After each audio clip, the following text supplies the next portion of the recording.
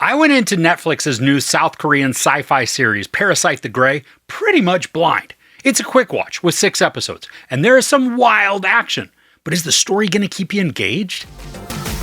A group of humans wage war against the rising evil of unidentified parasitic life forms that live off human hosts and strive to grow their power. This is sort of a deranged version of Invasion of the Body Snatchers, except with an anime-type spin. These parasites fall from the sky and then begin to glom onto human hosts. But when they do, they literally take over the entire person, feeding off of them and then controlling their minds. But with the takeover also comes the ability to sort of shapeshift. These new humans can have their heads just open up into these freaky-looking split-head alien-looking things, where the portions that peel away become uber-long appendages with razors at the end. Now, they are instant killing machines, and they create an amazing amount of damage to anybody that is seen as a foe or a threat. Now, if you are a fan of Train to Busan, Netflix's Hellbound, or maybe Psychokinesis, and we're not really going to talk about Peninsula, but Yeon Sang-ho, who directed those action-y horrors, he also helms this series, bringing his ability to meld savagery and gore with emotional and touching story points. And we get both in this, I think almost to equal degrees too. So for this, you obviously need to suspend logic. Like, how in the world is there enough flesh for the tentacle thingies to stretch out long lengths? I mean, if you get stuck on that or any of the other illogical areas, the series is not going to be nearly as fun. But because it is sci-fi, I think it's easy to just go with what the world establishes and take the ride. For story complications, we have this sort of military police force known as the Grey, and they're set up to find and eradicate the invaders. But because the parasites live inside their hosts, anybody can be a non-human. And the chase for all this works well because the leader of the Grey has a vested interest in ending the scourge. Now there's a small issue with that character, which I am going to get to in just a minute. But the main players, they also include a detective, a loner/burnout young man, and a young woman.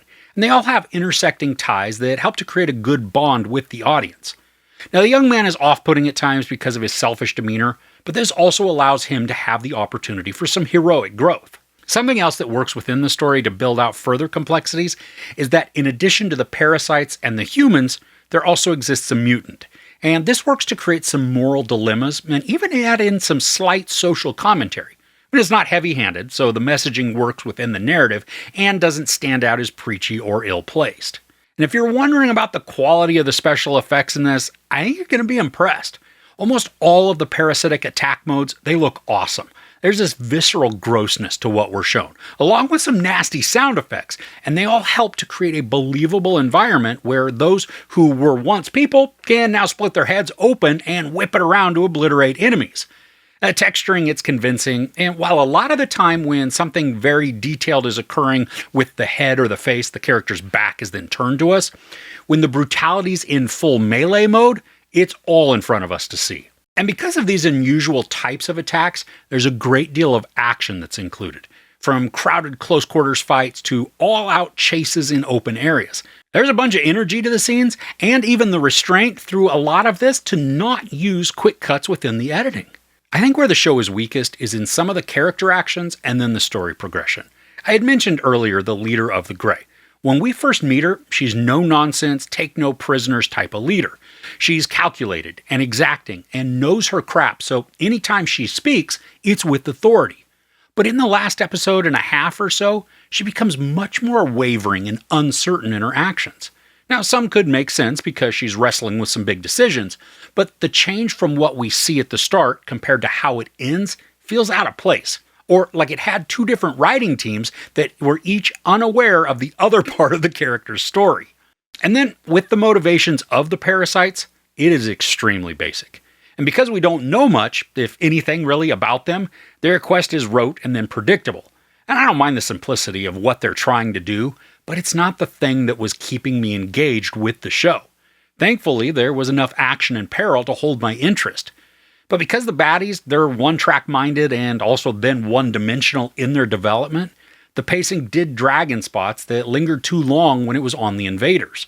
Thankfully, though, in the other portions of the story, there was that urgency that was quickening the pace back up to where it felt intriguing.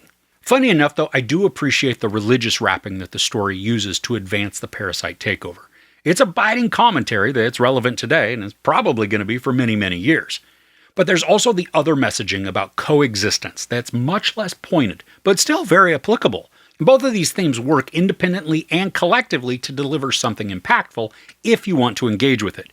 And because these aren't messaged in such a forceful way, you can simply enjoy the horror and the carnage without paying attention to any included thematic storylines. So overall, Parasyte the Grey combines horror, sci-fi, and emotional drama to present a narrative that's exciting, urgent, gory, and emotional.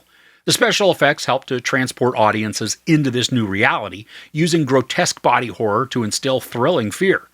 And while motivations are rudimentary and simple, and some of the character actions aren't consistent, the series as a whole does create an engaging storyline that should keep you wanting more. There's no sex, maybe you have a little bit of brief nudity, a lot of profanity, and then a ton of violence. I give Parasyte the Grey 4 out of 5 couches. So are there any good sci-fi horrors that you've seen lately? Let me know what you watched in the comments below. If you enjoyed this review, please give it a like. Also, don't forget to share and subscribe.